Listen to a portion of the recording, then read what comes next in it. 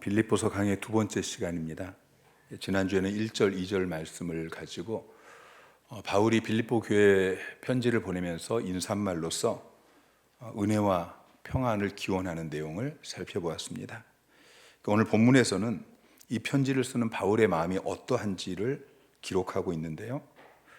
3절, 4절에서 바울은 빌립보 교회 성도들 생각할 때마다 하나님께 감사가 되어진다라고 첫 번째 고백하고 있고요. 또 두 번째는 성도들을 위해서 기도할 때마다 기쁨으로 기도한다라고 고백하고 있습니다. 바울이 지금 빌립보 교회 성도들에게 편지를 쓰면서 내가 너희를 생각할 때마다 하나님께 감사가 된다. 또 내가 너희를 위해 기도할 때마다 기쁨으로 기도한다. 이것은 그냥 편지를 쓰면서 편지를 받는 사람 기분 좋게 하려고 그렇게 듣기 좋은 이야기를 한 게 아니에요. 바울이 로마 교회에 보낸 편지를 보면 로마서 9장 1절에 함께 있습니다. 시작. 내가 그리스도 안에서 참말을 하고 거짓말을 아니하노라. 큰 근심이 있는 것과 마음에 그치지 않는 고통이 있는 것을 내 양심이 성령 안에서 나와 더불어 증언하노니. 바울은 자기 동족 유대인들을 생각할 때마다 마음에 큰 근심과 고통이 있다라고 이야기하고 있어요. 갈라디아 교회 편지를 보낼 때는 갈라디아 교회가 다른 복음을 쫓는 것을 이상하게 여겼다라고 이야기해요. 갈라디아서 1장 6절에 그리스도의 은혜로 너희를 부르신 이를 이같이 속히 떠나 다른 복음을 따르는 것을 내가 이상하게 여겼노라. 고린도 교회 편지를 쓸 때는 많은 눈물이 있었다라고 이야기해요. 고린도후서 2장 4절에 보면은 내가 마음에 큰 눌림과 걱정이 있어 많은 눈물로 너에게 썼노니 그랬죠. 왜냐하면 고린도 교회 안에 문제가 많이 있었어요. 그래서 그들에게 편지를 쓸 때는 그들을 생각하면 마음에 눌림이 있고 걱정이 있고 눈물을 흘리면서 편지를 쓴 거예요. 그런데 지금 빌립보 교회 성도들에게 편지를 쓸 때는 전혀 다른 감정이에요. 마음에 그들을 생각하면서 편지를 쓸 때 마음의 근심이나 또는 이상함이나 애통한 마음이나 눈물 이런 것이 아니고 감사와 기쁨이 넘쳤던 것이죠. 기도할 때에도 기쁨으로 간구한다라고 고백해요. 간구는 강청하는 기도예요. 바울은 빌립보 교회 성도들을 위해서 하나님 앞에 간절히 강청하며 기도했어요. 빌립보 교회 성도들은 주의 종 바울로 하여금 자기들을 위해서 기쁨으로 기도하게 한 사람들이에요. 부득이함으로, 억지로, 또 근심함으로 그렇게 기도하는 것이 아니고 기쁨으로 기도하게 했어요. 여러분의 담임 목사와 관계가 이런 관계가 되기를 소망합니다. 여러분, 목사와 성도의 관계는 영적 아버지와 영적 자녀들의 관계입니다. 물론 새가족들 처음 교회 나온 지 얼마 안 된 사람들하고는 그런 관계가 아직 아니겠지만 목사 사모는 성도들이 이제 교회 나오고 얼마 되지 않으면은 그 마음이 있어요. 영적 아버지의 마음. 여러분을 생각하면은 정말 마음에 감사가 되어지고 여러분을 위해 기도할 때 마음의 기쁨으로 그렇게 기도하는 그런 관계. 성도들 가운데 어떤 분들은 생각하면 마음에 근심이 있어요. 기도하려고 하면 마음이 정말 불편한 그런 분도 있고요. 여러분이 정말 생각하면 감사가 되어지고 기도할 때 기쁨으로 간절함으로 여러분을 위해 기도할 수 있는. 자, 바울이 지금 빌립보 교회 성도들을 감사함으로 바라보고 또 기쁨으로 기도할 수 있는 이유는 첫째는 빌립보 교회 성도들 때문이에요. 5절 말씀 함께 있습니다. 시작. 너희가 첫날부터 이제까지 복음을 위한 일에 참여하고 있기 때문이라. 그러니까 바울이 복음 전하는 일에 빌립보 교회 성도들이 물질적으로 계속 도와주고 있다는 말이죠. 언제부터 언제까지요? 첫날부터 이제까지. 그러니까 빌립보에서 바울이 처음 복음을 전할 때 그때부터 바울이 지금 로마 감옥에 갇혀 있는 지금까지 변함없이 그들이 복음을 위한 일에 물질적으로 계속해서 돕고 있다는 거예요. 바울이 빌립보에서 처음 교회를 세우기 위해서 복음을 전하는데 루디아라는 여인이 자기 집을 제공해요. 그래서 그 집에 유숙하면서 복음을 전하고 그러면서 세워진 교회가 빌립보 교회예요. 그 루디아 같은 이 여인, 빌립보 교회 성도들 한 사람 한 사람의 섬김과 헌신이 있었기 때문에 지금 빌립보 교회가 세워진 거예요. 그런데 빌립보 교회는 그것을 떠나서 바울이 이제 빌립보를 떠나서 데살로니가에 가서 거기서 복음을 전하고 교회를 세우고 있는데 그때도 필요한 재정을 보내줘요. 빌립보서 4장 16절 말씀 시작.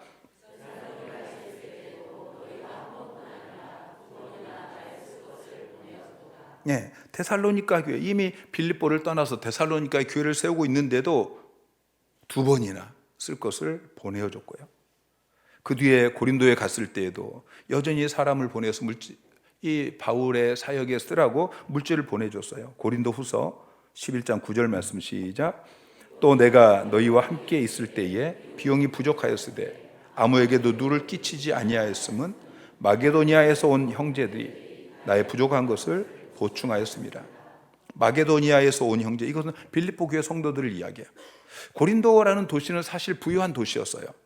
그런데 그곳에서도 빌립보 교회에서 보내준 그 물질을 가지고 고린도 교회, 이제 막 시작되어진 그 교회에 누를 끼치지 않고 전도했다라고 이야기하는 것이죠. 지금 로마 감옥에 갇혀 있어요. 그런데 지금도 빌립보 교회가 에바브라디도를 통해서 연부한 것을 보내주었어요. 그러니까 바울은 이런 빌립보 교회 성도들의 물질의 참여, 이것을 하나님이 기쁘시게 받을 만한 향기로운 제물이다, 또 하나님을 기쁘시게 하는 행위다 라고 이야기하고 있습니다.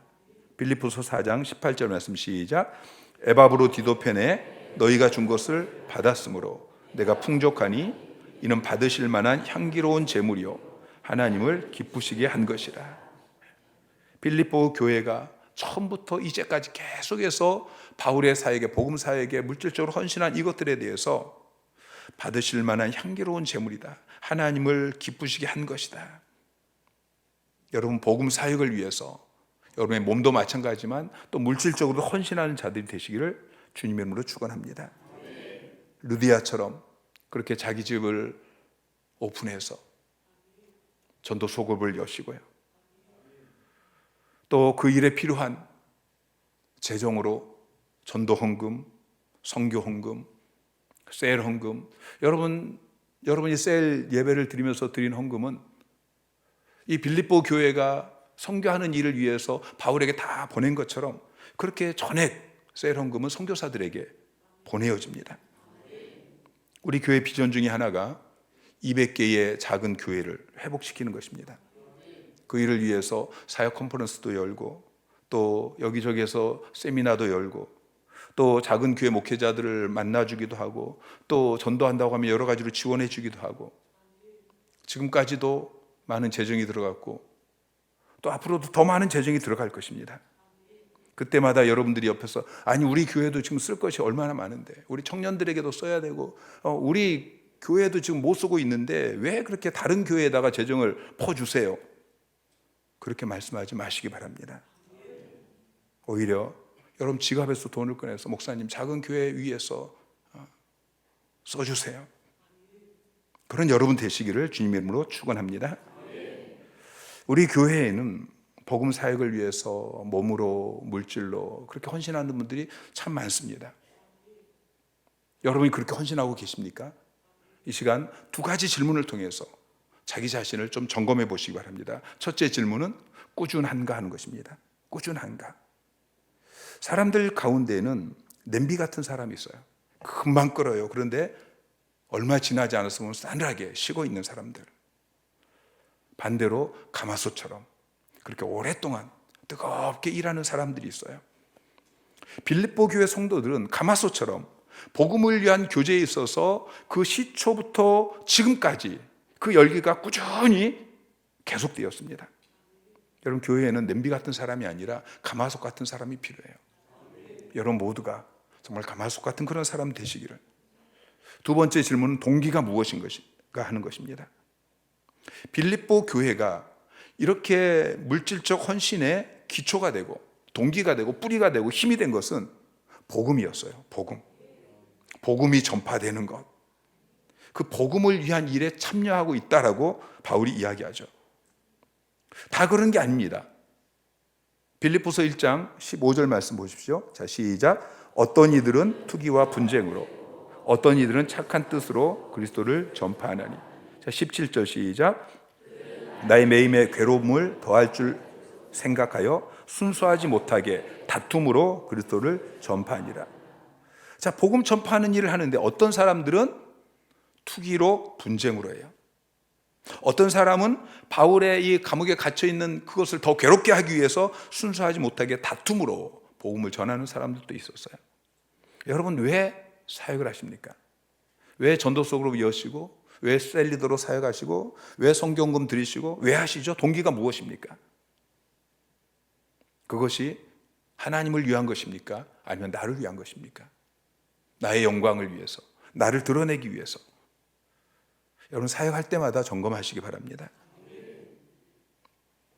제가 예전에도 말씀을 드렸는데, 제가 한 번은 다른 교회 설교하러 갔습니다. 설교하러 가면서 차에서 계속 기도했어요. 바빠서 설교 준비도 제대로 사실은 늘 못하고, 그러니까 운전하고 가면서 그냥 마음에 하나님, 설교 잘하게 해주세요. 은혜 있게 해주세요. 역사가 일어나게 해주세요. 근데 하나님께서 저에게 물어보시더라고요. 너 왜 설교 잘하려고 하는데? 너 왜 오늘 그 교회에서 설교 잘하려고 하는데? 제가 제 마음 깊은 곳을 들여다보니까 나를 위해서였어요. 박 목사 설교 잘한다, 그 소리 듣고 싶었어요. 그래서 다시 다 내려놓고 다시 기도해서, 하나님, 내 영광이 아니라 하나님의 영광을 위해서. 나는 실수해도 됩니다. 나 설교 못해도 됩니다. 그러나 하나님의 말씀이 능력 있게 선포되게 하여 주십시오.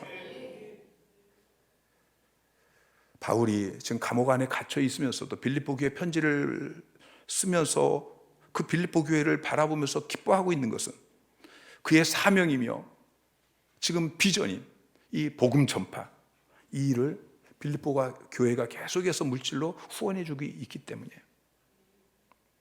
우리 한학교도 이런 교회로 세워지기를 소망합니다.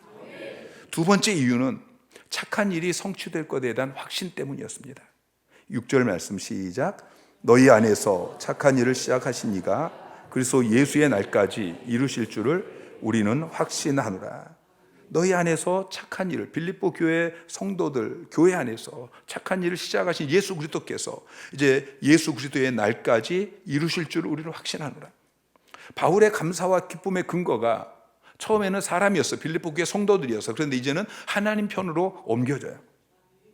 바울은 빌립보 교회 성도들 가운데 착한 일을 시작하신 이가 있다고 말씀하고 있어요. 그분이 누구입니까? 그분은 하나님이셔요. 하나님께서 너희 안에서 착한 일을 시작하셨다. 착한 일이 무엇입니까? 이 착한 일은 세상 착한 일을 이야기하는 게 아니에요. 윤리 도덕적인 그런 선행, 자선, 이걸 이야기하지 않아요. 이 착한 일은 복음의 역사예요. 구원의 역사예요. 좁게 보면은 바울의 이 복음 사역, 전도 사역, 선교 사역, 교회를 세우는 사역, 이 사역에 지금 빌립보 교회 성도들이 물질적으로 헌금한 것, 이것을 뜻하지만 더 넓게 보면은 예수 그리스도의 구원의 역사를 이야기합니다. 하나님께서 빌립보 교회에서 그 착한 일을 시작하셨어요. 그 착한 일이 시작하는 날이 있고, 그리고 중간에 흐지부지 되는 것이 아니고 마치는 날, 이루시는 날, 성취되는 그 날이 있다라고 말씀하고 있는 것입니다.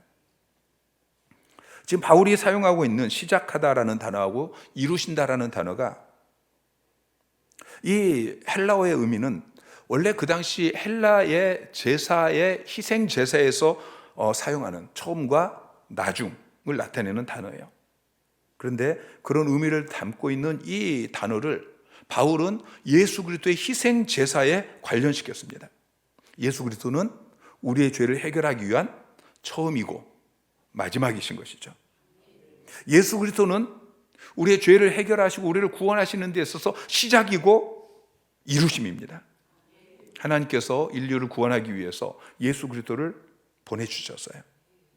예수님께서 우리의 죄를 대신 짊어지시고 십자가 못 박혀 죽으시는 이 저주의 죽으심을 통해서 인류 구원의 역사를 시작하셨어요. 그리고 시작하고 중간에 흐지부지 되어지는 것이 아니고 마치시는 날, 완성시키시는 날, 예수 그리스도의 날. 예수 그리스도의 날이 언제예요? 이제 주님이 재림하실 날을 이야기하는 거예요. 주님이 재림하실 때에 그 구속의 역사를 완성하실 것이다 라고 말씀하고 있죠. 자, 예수 그리스도의 날, 주님이 다시 오시는 재림의 날, 이 날을 마태복음 10장 15절에서는 심판의 날이라고 이야기하고 있습니다. 로마서 2장 5절에는 진노의 날이라고 묘사하고 있고요. 근데 반대로 에베소서 4장 30절에서는 구속의 날이라고 이야기하고 있고, 마태복음 25장 10절에서는 신랑이 오는 날이다. 또 마태복음 25장 31절에는 인자가 자기의 영광으로 모든 천사와 함께 오는 날이다. 그렇게 이야기해요. 자, 주님의 재림의 날이 어떤 사람에게는 심판의 날이고 진노의 날이 될 수 있어요. 근데 어떤 사람에게는 구속의 날이고 신랑이 온 날이고 영광 중에 천군 천사와 함께 주님이 재림하시는 그 영광의 날이 된다는 것이죠. 여러분에게는 어떤 날이 될 것 같습니까? 우리 주님 곧 다시 오십니다. 주님이 재림하시는 그 날이 심판의 날입니까? 진노의 날입니까? 아니면 신랑이 오는 날, 우리 주님이 영광 중에 오시는 날, 우리의 몸의 구속을 이루시는 온전한 영화로운 구원을 이루시는 그런 복된 날이십니까? 중요한 것은 주의 날이 밤에 도둑같이 온다고 이야기하고 있어요. 데살로니가전서 5장 2절 말씀 시작. 주의 날이 밤에 도둑같이 이를 줄을 너희 자신이 자세히 알기 때문이다. 여러분, 주의 날이 밤에 도둑같이 오기 때문에 우리는 늘 주님의 다시 오심을 준비해야 돼요. 지혜로운 다섯 처녀처럼 기름 준비하고 주님의 다시 오심을 준비하면서 깨어서 기다리는 자가 되어야 할 것입니다. 그리고 바울은 그 날에 복음의 역사가, 구원의 역사가 완성될 것이다라고 확신하고 있어요. 여러분 확신하십니까? 구원의 역사가 하나님 창세전에 택하신 모든 백성들이 다 구원받게 되어지고 또 우리의 몸의 구원까지 완전한 그런 구원의 역사가 일어나게 되어질 것이다. 여러분 확신하시고 그리고 확신하는 자처럼 사시기를 주님의 이름으로 축원합니다. 마태복음 24장 14절 말씀 시작. 이 천국 복음이 모든 민족에게 증언되기 위하여 온 세상에 전파되리니 그제야 끝이 오리라. 여러분, 주님이 이 땅에 다시 오실 때 이 세상은 끝이 나게 되어지고 주님과 영원히 함께 살게 되어질 저 천국이 시작이 되는 것입니다. 여기서 끝은 인류 역사의 끝도 되어지지만 구원 역사의 끝이에요. 하나님의 택한 백성들이 다 구원받게 되어지는, 그리고 또 우리가 개인적으로 개인의 구원이 이제 칭의에서 끝나는 것이 아니고 성화 중에 있는 것이 아니고 영화로운 구원을 얻게 되어지는 이 끝이 온다라고 말씀하고 있습니다. 그러니까 바울이 지금 빌립보 교회 성도들을 생각하면서 감사가 되어지고 그들을 위해 기도할 때 기쁨이 있고, 그 이유는 첫째로 인간의 편에서 볼 때에 빌립보 교회 성도들이 복음 전파 사역을 위해서 계속해서 물질적으로 참여하고 있기 때문이었어요. 두 번째는 하나님의 편에서 하나님께서 빌립보 교회에서 시작한 이 착한 일, 구원 사역이 헛속으로 끝나는 것이 아니고 그리스도의 재림으로 말미암아 완성되어질 이것을 믿는 확신 때문이었던 것이죠. 특별히 바울이 빌립보 교회 성도들을 그렇게 생각하는 이유에 대해서 7절에 두 가지를 이야기하고 있습니다. 자, 7절 말씀 시작. 내가 너희 무리를 위하여 이와 같이 생각하는 것이 마땅하니 이는 너희가 내 마음에 있음이며 나의 매임과 복음을 변명함과 확정함에 너희가 다 나와 함께 은혜에 참여한 자가 됨이라. 자, 두 가지인데 첫 번째 이야기하는 것은 너희가 내 마음에 있음이며 그랬어요. 이 말을 직역하면은 내가 너희를 마음속에 소유하고 있다, 그런 의미예요. 바울의 마음에는 빌립보 교회 성도들이 있었어요. 8절에 보면은 빌립보 교회 성도들을 예수 그리스도의 심장으로 사모한다, 사랑한다. 이건 하나님이 내 증인이시다, 이렇게 이야기하죠. 바울은 빌립보 교회 성도들을 사랑했어요. 사랑해서 마음에 소유하고 있었어요.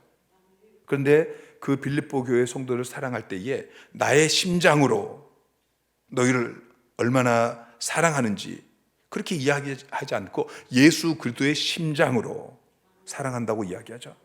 그러니까 바울이 빌립보 교회 성도들을 사랑하는 것은 인간적인 사랑이 아니었어요. 인간적인 그런 감정의 사랑. 그게 아니고 예수 그리스도의 심장으로 사랑한다고 이야기하죠. 바울이 빌립보 교회 성도를 그렇게 사랑할 수 있었던 것은 그의 이 심장에 예수 그리스도가 있었기 때문이에요. 바울은 심장 이식 수술을 했어요. 예수 그리스도의 심장으로 바꾸어 끼었어요. 바울은 고백합니다. 갈라디아서 2장 20절에 보니까 내가 그리스도와 함께 십자가에 못 박혔나니 그런즉 이제는 내가 사는 것이 아니요 오직 내 안에 그리스도께서 사시는 것이라. 자기는 죽었다고 이야기해요. 이제는 내 안에 그리스도께서 사신다. 이제는 내 심장이 뛰는 것이 아니고 예수 그리스도의 심장이 뛰고 있다. 그러면서 바울이 빌립보 교회 성도들을 사랑하는 이것은 인간의 정이 아니다. 나는 인간의 정으로 너희를 사랑하는 것이 아니고 복음으로 너희를 사랑하고 그리스도의 심장으로 너희를 사랑한다. 여러분, 저와 여러분의 관계가 그냥 인간의 정으로 그렇게 사랑하는 그런 관계가 될 것을 여러분 기대하지 마십시오. 저는 바울처럼 여러분과 복음으로 사랑하는 그리스도의 심장으로 그렇게 사랑하는 관계가 되고 싶습니다. 두 번째는 너희가 은혜에 참여함이 됨이라 그렇게 이야기하죠. 빌립보 교회 성도들이 바울의 고난에 참여했어요. 7절 말씀을 다시 한번 보면은 내가 너희 무리를 위하여 이와 같이 생각하는 것이 마땅하니 첫째 너희가 내 마음에 있음이며 그리고 그 다음에 또 이야기하는 것이 나의 매임과 복음을 변명함과 확정함에 너희가 다 나와 함께 은혜에 참여한 자가 됨이라. 자, 빌립보 교회 성도들은 바울에게 참여했어요. 무엇에 참여했냐면은 바울이 매인 것, 복음을 변명한 것, 확정한 것, 이것에 참여했어요. 고난에 참여한 거예요. 나의 매임과, 이건 바울이 지금 감옥에 갇혀 있는데 그 일에 물질로 사람을 보내서 지금 동참하고 있어요. 복음을 변명함, 복음을 방어하는 일, 전도하는 일, 확정함, 복음을 공격적으로 전파하는 그 일에 너희가 참여했다. 그런데 그것을 은혜라고 이야기해요. 나의 매임과 복음을 변명함과 확정함에 너희가 다 나와 함께 은혜에 참여한 자가 되며 은혜라고 이야기하죠. 자, 조금 더 지나가서 1장 29절에 보면은 1장 29절 시작. 그리스도를 위하여 너희에게 은혜를 주신 것은 다만 그를 믿을 뿐만 아니라 또한 그를 위하여 고난도 받게 하려 하심이라. 자, 주님이 은혜를 주신 이유가 무엇입니까? 주님이 저와 여러분에게 은혜를 주신 이유가 여러 가지가 있는데 특별히 지금 빌립보 교회 성도들에게 바울이 이야기하는 것은 너희에게 은혜를 주신 이유는 그를 믿는 것 이것뿐만 아니다. 그를 위해서 고난도 받게 하려 하십니다 라고 이야기해요. 그러니까 우리가 은혜를 받았으면 그 은혜에 참여해야 돼요. 그 은혜에 참여하는 게 무엇입니까? 고난을 받는 거예요. 무슨 고난을 받습니까? 골로새서 1장 24절에는 바울이 고백하기를 나는 이제 너희를 위하여 받는 괴로움을 기뻐하고 그리스도의 남은 고난을 그의 몸된 교회를 위해 내 육체에 채우노라. 고난에 대해서 이야기하고 있잖아요. 여러분, 우리가 하나님이 우리에게 은혜를 주시면 우리가 고난에 참여해야 되는데 그 고난이 무슨 고난이냐면 그리스도의 남은 고난이에요. 주님께서 우리를 구원하기 위해서 고난을 받으셨어요. 채찍에 맞으시고 십자가 못 박혀 죽으시고 부활하셨어요. 그런데 주님의 남은 고난이 있대요. 그 남은 고난이 무엇입니까? 주님의 복음이 전파되어지도록 여러분에게 전파되도록 수많은 사람들이 선교사들이 고난을 받고 전도자들이 고난을 받고 이게 남은 고난이에요. 여러분도 또 다른 사람에게 복음을 전파하기 위해서 복음 사역을 위해서 물질적으로 여러분의 몸으로 그렇게 고난에 동참해야 된다라고 이야기하고 있는 것입니다. 여러분 은혜를 받으셨습니까? 우리가 은혜를 받았으면 고난도 받아야 됩니다. 반대로 우리가 고난을 받으면 은혜를 주십니다. 그런데 바울은 이 일을 빌립보 교회에 한두 사람이 참여한 것이 아니고 너희가 다, 자 7절 말씀을 다시 한번 보면 너희가 다 나와 함께 은혜에 참여한 자가 됨이라 그랬어요. 복음 전파하는 사역에 빌립보 교회는 그냥 소수가 아니고 다수가 참여한 것입니다. 여러분 건강한 교회는 이런 교회예요. 고린도전서 1장 10절 말씀 시작. 형제들아 내가 우리 주 예수 그리스도의 이름으로 너희를 권하노니 모두가 같은 말을 하고 너희 가운데 분쟁이 없이 같은 마음과 같은 뜻으로 온전히 합하라. 모두가 그랬어요. 내가 너희를 권면하는데 모두가 같은 말을 하고 같은 마음과 같은 뜻으로 온전히 합하라. 고린도 교회는 그런 교회가 아니었어요. 그래서 바울이 정말 안타까운 마음으로 눈물을 흘리면서 편지를 써서 보내고 있는 거예요. 이태리의 경제학자인 파레토가 발견한 파레토의 법칙이 있어요. 80대 20 법칙이라고도 하는데, 80대 20 법칙 여러분 들어보셨죠? 파레토가 개미를 관찰합니다. 그런데 보니까 전체 개미의 20%만 열심히 일을 해요. 나머지 80%는 빈둥빈둥 하고 있었어요. 그래서 이 부지런한 개미를 따로 모았어요. 그리고 관찰했는데 또 이 같이 있을 때는 부지런히 일했던 이 개미들이 따로 그들만 뽑아놨더니 그 속에서 또 20%만 열심히 일을 하는 거예요. 벌에게도 보니까 이런 80대 20 현상이 나타났어요. 인간 사회도 이 비율이 적용이 되는가? 그래서 조사를 했는데 보니까 전체 부의 80%는 상위 20%가 소유하고 있고, 전체 인구 중에서 20%가 전체 노동의 80%를 하고 있고, 이게 80대 20 법칙이에요. 문제는 교회 안에도 그런 법칙이 존재하고 있다는 것이죠. 그래도 과거에는 20%에 드는 성도들이 좀 있었습니다. 근데 지금은 80대 20이 아니고 90대 10, 95대 5. 사람들이 80%에 들어가려고 하는 것이 아니고 나머지 20%, 10%, 5%에 들어가기 위해서 그냥 부담 없이 교회 다니기 위해서 대형 교회를 선호하는 이런 현상이 일어났어요. 여러분, 모든 법칙에는 예외가 있습니다. 지금도 이 파레토의 법칙이 적용되지 않는 건강한 교회들이 있습니다. 우리 한학교에도 파레토의 법칙이 예외인 교회가 되어야 할 것입니다. 저는 우리 교회를 그런 대형 교회로 만들고 싶지 않아요. 80대 20이 아니고 반대로 20대 80, 아니 100% 모두가, 어린 아이들까지 다 함께 고난받으면서 함께 교회를 세워나가는 그런 교회를 세우기를 원합니다. 교회는 유람선이 아닙니다. 교회는 전투함입니다. 군함입니다. 성도들은 관광객이 아닙니다. 십자가 군병이 되어야 할 것입니다. 빌립보 교회 성도들처럼 그렇게 복음을 위한 그 일에 방관하지 않고 처음부터 이제까지 계속해서 참여하는, 몸으로, 물질로, 기도로 그렇게 동참하는 이번 전도 소그룹도 여러분들이 집을 오픈하고 또 음식을 준비하고 그리고 멤버들을 데려오고, 상황이 안 돼서 참여하지 못하는 분들은 기도해 주시고 또 물질로 지원해 주시고, 그리고 오전에 말씀을 드린 것처럼 교회라도 데려 나오는 그런 여러분 되시기를 주님 이름으로 축원합니다.